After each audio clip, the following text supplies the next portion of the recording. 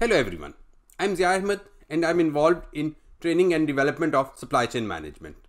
Today I will be discussing failure modes and effect analysis, commonly called FMEA. But wait, anyone can ask a question here that why we should be discussing failures and not about success? Or is it really important to discuss FMEA? To answer this, if we know about all chances of our failure or risks from beginning, then we will be able to either eliminate or evade them and be better prepared.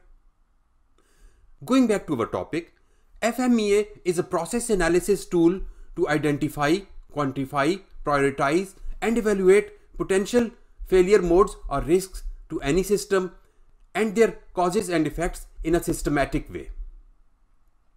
It is generally done when a new system is installed or current one is redesigned. In simple words, we gather all the information or possibilities about what might go wrong with a product or system. This must be done for every item or system separately. In large-scale organizations, we try to do it for as many items as possible because doing it for all the items is either very difficult or near to impossible. FMEA helps a lot in continuous development if done regularly by a diverse team comprising preferably of leaders from different departments. Let us see how it works. First, a team is made who gathers all possible failures or threats and their causes from company records. Then research is conducted and brainstorming sessions are held to identify more threats, their severity, occurrence, and our ability to detect them. There is no fixed principle for assigning level to severity and detection. Companies develop their standards after experience by trial and error method. Number of occurrences can be taken from company records. After this, the critical important task of assigning risk priority number or RPN is done by multiplying severity, occurrence and detection. Generally, a numeric value between 1 to 10 is taken. Risks are then ranked in the descending order as per their respective RPN. So, threats or risks which can affect us most come first and with less in the end. Once all potential failures or risks are listed, then actions are suggested to eliminate them or reduce them and keep them within our desired level.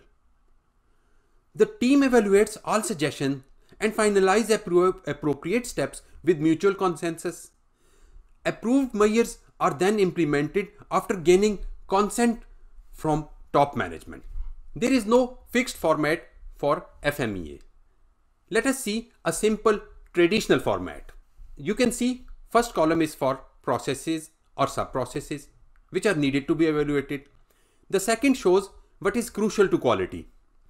The next columns are for input failure and output failure.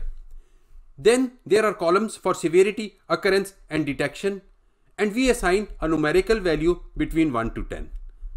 As discussed earlier, RPN is a product of these three values, so its minimum value can be 1 and maximum 1000.